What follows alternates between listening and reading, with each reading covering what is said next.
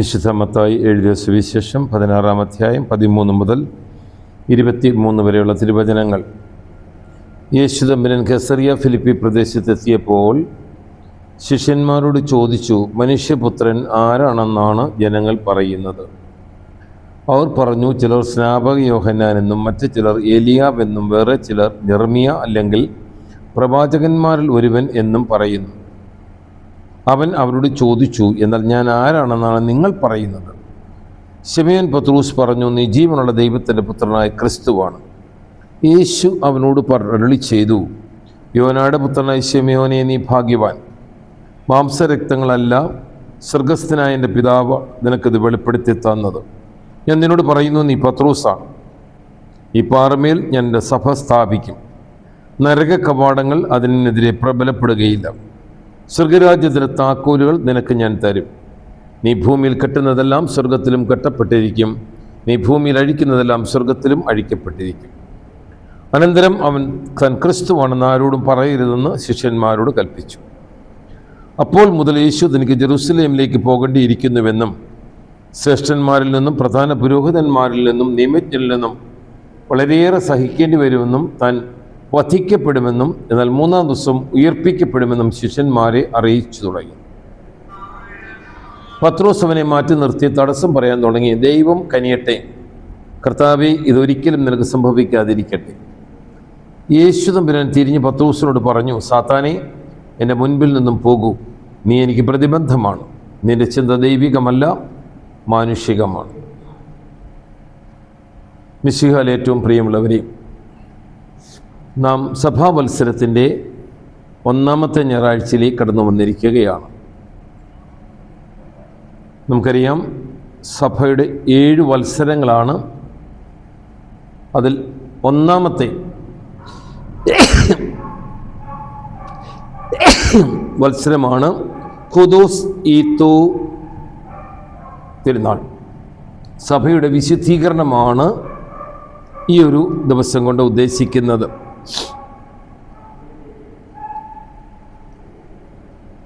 ഈ 8 ആഴ്ചകൾ നമ്മുടെ കർത്താവിൻ്റെ ജനന പെരുന്നാളിന് വേണ്ടി നമ്മെ ഒരുക്കുന്ന ദിവസങ്ങളാണ്. സഭ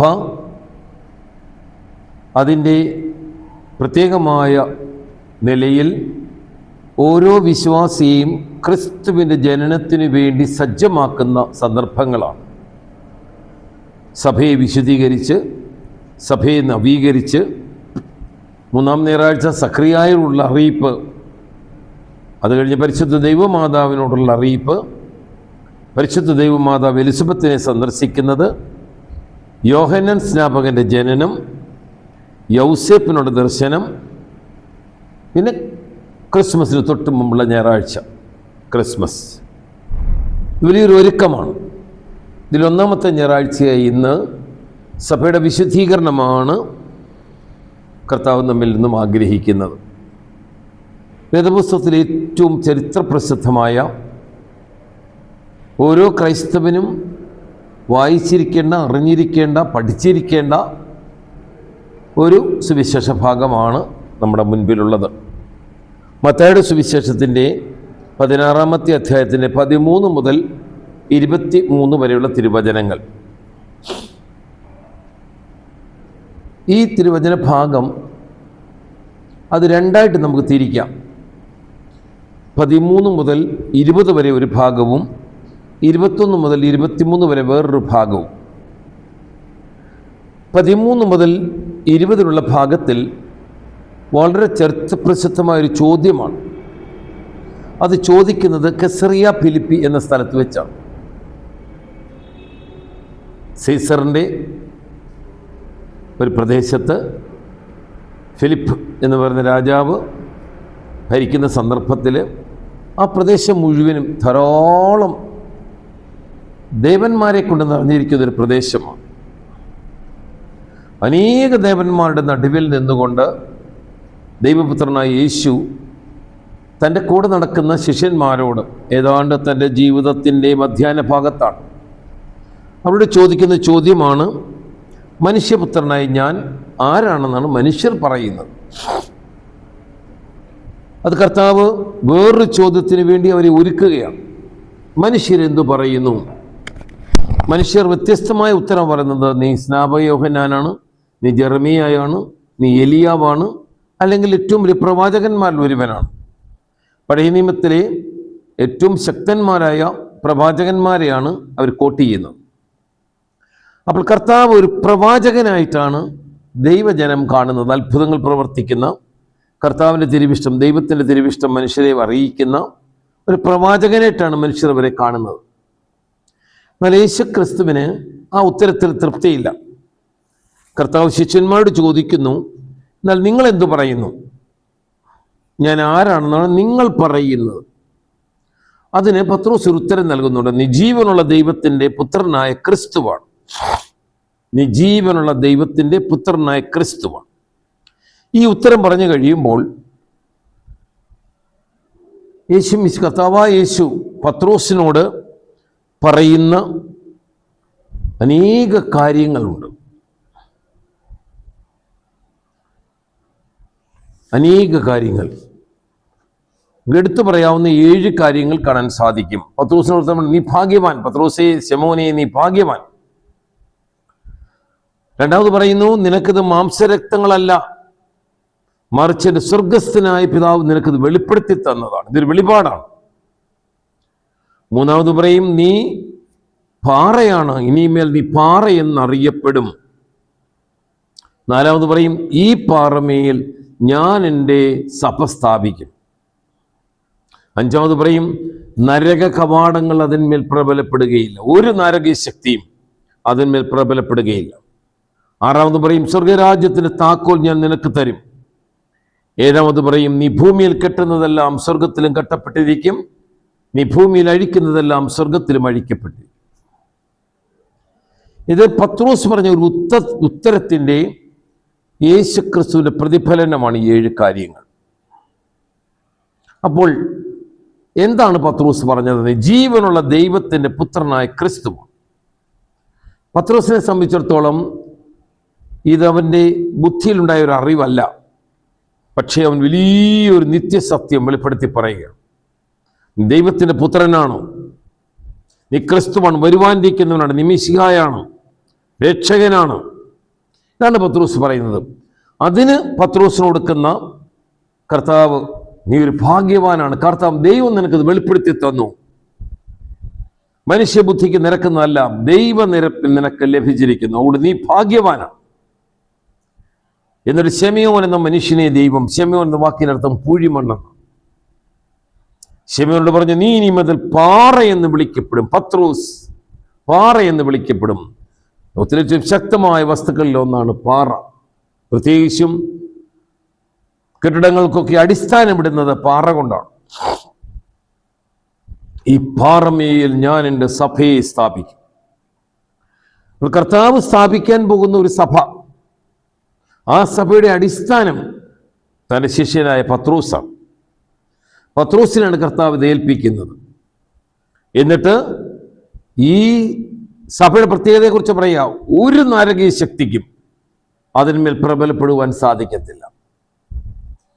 ദൈവത്തിൻ്റെ പരിശുദ്ധാത്മാവിൻ്റെ പ്രത്യേകമായ പരിരക്ഷണയിൽ ഈ സഭയെ ആർക്കും തകർക്കാനൊക്കത്തില്ല. 2000 വർഷം കഴിഞ്ഞിട്ടും കർത്താവിൻ്റെ സഭ ഇന്ന് ഭംഗുരമായി മുൻപോട്ട് പോകുന്നെങ്കിൽ, ലക്ഷോപലക്ഷം മനുഷ്യർ വിശ്വാസത്തോടെ ജീവിക്കുന്നെങ്കിൽ ഈ വാഗ്ദാനമാണ്. ഒരു നാരകീയ ശക്തിക്കും അതിനെ പ്രബലപ്പെടുവാനായിട്ട് സാധിക്കും. പിന്നെ കർത്താവ് പറയുന്ന ഒരു വാഗ്ദാനമാണ്, നീ സ്വർഗരാജ്യത്തിൽ താക്കോൽ നിനക്ക് ഞാൻ തരും. പത്രോസിനെയാണ് താക്കോൽ സൂക്ഷിപ്പുകാരനായി ദൈവം നിശ്ചയിക്കുന്നത്. എന്നിട്ട് പറയുന്ന വാഗ്ദാനമാണ്, നീ ഭൂമിയിൽ കെട്ടുന്നതെല്ലാം സ്വർഗത്തിലും കെട്ടപ്പെട്ടു. നീ ഭൂമിയിൽ ആരുടെ പാപങ്ങൾ മോചിച്ചാലും അവ മോചിക്കും, ആരുടെ പാപങ്ങൾ ബന്ധിച്ചാലും അവ ബന്ധിക്കും. അനേക അനുഗ്രഹങ്ങൾ ഈ ഒരൊറ്റ ഉത്തരം വഴി പത്രോസ് നൽകുകയാണ്.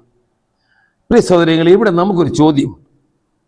ഞാൻ നിങ്ങൾക്ക് എത്രയോ വർഷമായി ക്രിസ്തു മതത്തിൽ വിശ്വസിക്കുന്നവരാണ്, മാമോദീസായിലൂടെ ക്രിസ്ത്യാനിയായവരാണ്, ദൈവത്തിൻ്റെ ആലയത്തിൽ പോകുന്നവരാണ്, ഞായറാഴ്ച ദിവസങ്ങളിൽ വിശുദ്ധ ബലിയിൽ സംബന്ധിക്കുന്നവരാണ്. ഭക്ത്യാദര പുരുഷം കുദാശകൾ സ്വീകരിക്കുന്നവരാണ്. സഭയുടെ ഓരോ വർഷത്തെയും ക്രമമനുസരിച്ച് പെരുന്നാളുകളിലെല്ലാം സംബന്ധിക്കുന്നവരാണ്. ക്രിസ്മസിലും പെസഹ വ്യാഴാഴ്ചയും ദുഃഖവെള്ളിയാഴ്ചയും ഉയർപ്പ് ഞായറാഴ്ചയും ഒക്കെ നമ്മൾ ആചരിക്കുന്നവരാണ്. നൊയമ്പുകൾ നോക്കുന്നവരാണ്. 3 നൊയമ്പും 8 നൊയമ്പും 15 നൊയമ്പും 25 നൊയമ്പും 50 നോമ്പും ഒക്കെ ഭക്ത്യാദര പുരസ്സരം നോക്കുന്നവരാണ് നമ്മൾ.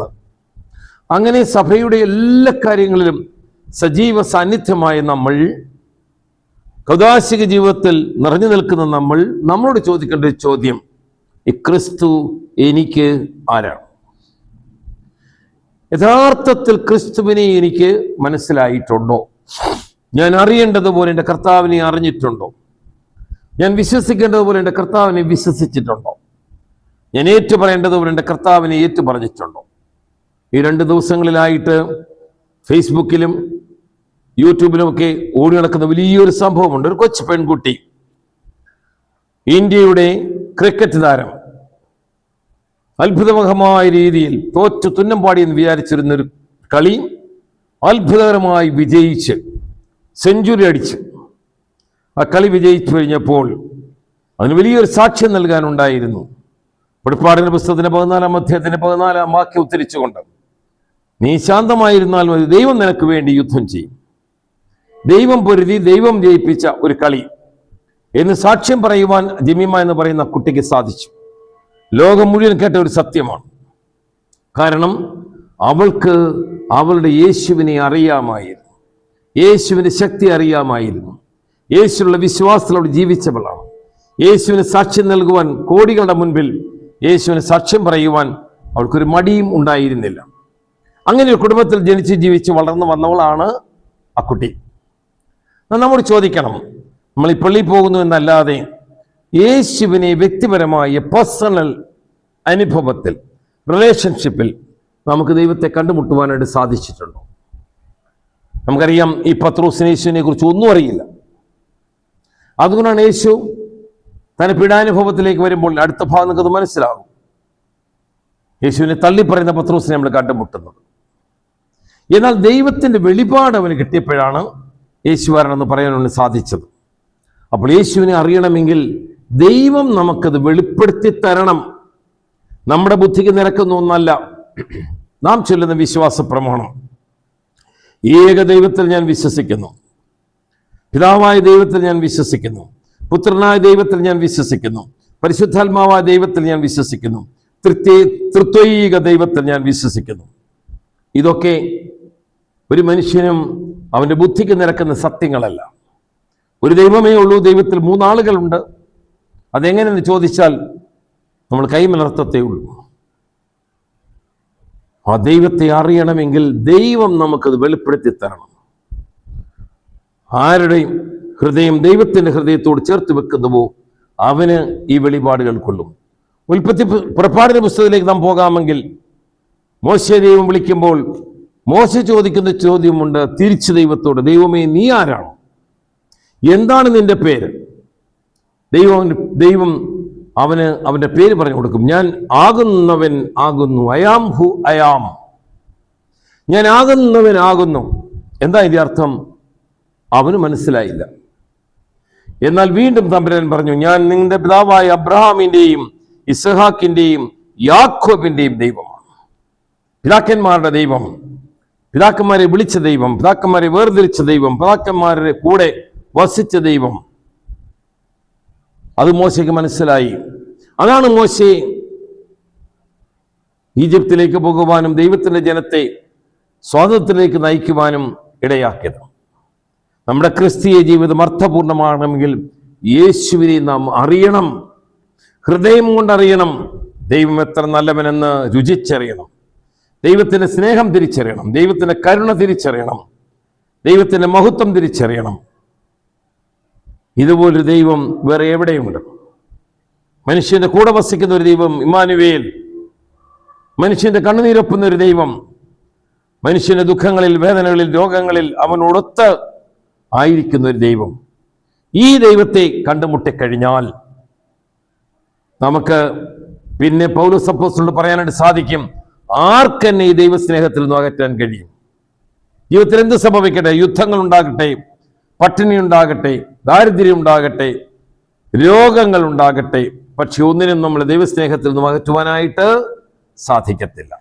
അതുകൊണ്ട് പ്രിയ സഹോദരങ്ങളെ, ഈ ആണ്ടുവട്ടത്തിന്റെ ആദ്യത്തെ ദിവസത്തിനെ നമുക്ക് നമ്മോട് ചോദിക്കാം, നമ്മുടെ ആത്മാവിനോട് ചോദിക്കാം, എൻ്റെ ദൈവം എനിക്ക് ആരാണ്?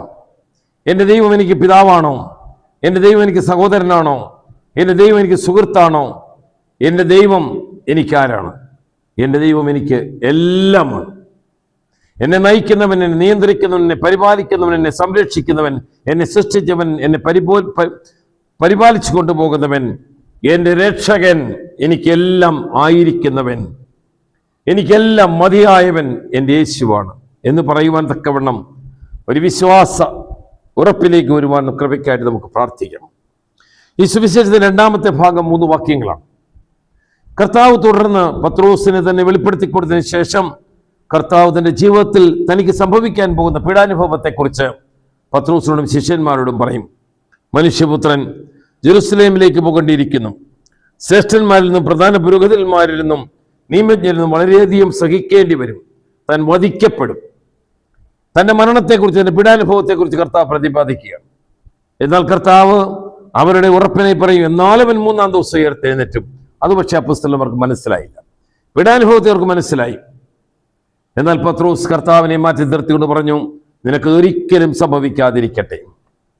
നിനക്കതൊരിക്കലും കർത്താവിന്റെ പീഡാനുഭവം അംഗീകരിക്കുവാനോ സ്വീകരിക്കുവാനോ പത്രോസ് തയ്യാറായിരുന്നില്ല. നിനക്കതൊരിക്കലും സംഭവിക്കാതിരിക്കട്ടെ. പ്രിയ സഹോദരങ്ങളെ, ക്രിസ്തീയ ജീവിതത്തിന്റെ മുഖമുദ്രയാണ് സഹനം. There is no crown without cross. കർത്താവ് വന്നത് തന്നെ കുരിശുമരണത്തിന് വേണ്ടിയാണ്. പാടുപെട സഹിച്ച് കുരിശിൽ മരിക്കുവാൻ വേണ്ടിയാണ്. ഒരു അപമാനമായിരുന്ന വസ്തുവിനെയും ഒരു ശാപമായിരുന്ന വസ്തുവിനെയും രക്ഷയുടെ അടയാളമാക്കി തീർക്കുവാൻ കർത്താവിന് സാധിച്ചു. യഹൂദന്മാർക്ക് അതൊരു ഇടർച്ചയാണ്, പ്രജാതികൾക്ക് അതൊരു ഭിന്നതയാണ്. എന്നാൽ വിശ്വസിക്കുന്നവർക്ക് രക്ഷയുടെ അടയാളമാണ്. കർത്താവിന്റെ കുരിശാണ് മനുഷ്യന്റെ രക്ഷയുടെ ചിഹ്നം. ഇതിനെയാണ് പത്രോസ് നിഷേധിക്കുന്നത്. എന്താണ് കർത്താവ് പത്രോസിനെ നിഷേധിക്കുന്നത്? കാരണം പത്രോസിനെ പറയണേ, സാത്താനെ നീ എൻ്റെ പുറകെ പോ. കർത്താവിന്റെ പീഡാനുഭവത്തെ നിഷേധിച്ച പത്രോസിനെ കർത്താവ് വിളിക്കുന്നത്, വാനോളം പുകഴ്ത്തി 7 അനുഗ്രഹങ്ങൾ ചൊരിഞ്ഞു കൊടുത്ത പത്രോസിനോട് കർത്താവ് പറയുകയാണ്, സാത്താനെ നീ എൻ്റെ പുറകിൽ പോകും. ഇതാ കാരണം കർത്താവ് പറയുന്നു, നിന്റെ ചിന്ത ദൈവികമല്ല, അത് മാനുഷികമാണ്. ഇവിടെ പ്രിയ സഹോദരങ്ങളെ, നമ്മൾ മനസ്സിലാക്കേണ്ട വലിയൊരു സത്യമാണ്. നാം ഈ ലോകത്തിൽ ജീവിക്കുമ്പോൾ നമ്മെ പലപ്പോഴും നയിക്കുന്നത് മാനുഷിക ചിന്തകളാണ്, ഭൗതിക ചിന്തകളാണ്, ജഡീക ചിന്തകളാണ്. എന്നാൽ നമ്മളെ നയിക്കേണ്ടത് ഇതൊന്നുമല്ല. നമ്മളെ നയിക്കേണ്ടത് ദൈവീക ചിന്തകളാണ്. ദൈവം എന്ത് ചിന്തിക്കുന്നു, ഇതിനെക്കുറിച്ച് ദൈവം എന്ത് പറയുന്നു, ഇതിൽ ദൈവം എങ്ങനെയാണ് പ്രസാദിക്കുന്നത്, ദൈവനാമ മഹത്വത്തിന് വേണ്ടി നമ്മുടെ ചിന്തകളെ, നമ്മുടെ വാക്കുകളെ, നമ്മുടെ പ്രവൃത്തികളെ എല്ലാം മാറ്റുവാൻ എനിക്ക് നിങ്ങൾക്കും സാധിക്കണം. അങ്ങനെ ദൈവ മഹത്വത്തിന് വേണ്ടി ജീവിക്കുവാൻ സാധിച്ചെങ്കിൽ മാത്രമേ കർത്താവിന്റെ പീഡാനുഭവത്തിൽ പങ്കുപറ്റുവാനും നിത്യതയുടെ സൗഭാഗ്യം അനുഭവിക്കുവാനും എനിക്കും നിങ്ങൾക്കും സാധിക്കത്തുള്ളൂ. അതിനാൽ പ്രിയ മക്കളെ, ഈ വർഷത്തിന്റെ ആദ്യത്തെ ദിവസത്തിൽ തന്നെ നമുക്ക് നമ്മോട് തന്നെ ചോദിച്ചു, എൻ്റെ കർത്താവ് എനിക്ക് ആരാണെന്നുള്ള ഉത്തരം കണ്ടുപിടിക്കുവാനും സമ്പൂർണമായി കർത്താവിൻ്റെ ജീവിതത്തെ നമ്മുടെ ജീവിതത്തോട് ചേർത്ത് വെക്കുവാനും പീഡാനുഭവത്തിലും മരണത്തിലും ഉയർപ്പിലും സ്വർഗാരോഹണത്തിലൊക്കെ പങ്കുപറ്റുകൊണ്ട് നിത്യതയിൽ അവനോട് നിരന്തരമായി വസിക്കുവാനുള്ള സൗഭാഗ്യം നമുക്കെല്ലാവർക്കും ലഭിക്കട്ടെ. ഒരു നാമമാത്ര ക്രിസ്ത്യാനികളായിട്ടല്ല, മറിച്ച് ജീവിക്കുന്ന ക്രിസ്ത്യാനികളായി തീരുവാൻ എല്ലാ കൃപയും അനുഗ്രഹവും സർവശക്തനായ ദൈവം നമുക്കെല്ലാവർക്കും നൽകട്ടെ. പിതാവിൻ്റെയും പുത്രൻ്റെയും പരിശുദ്ധ റൂഹായുടെയും തിരുനാമത്തിൽ ആമീൻ.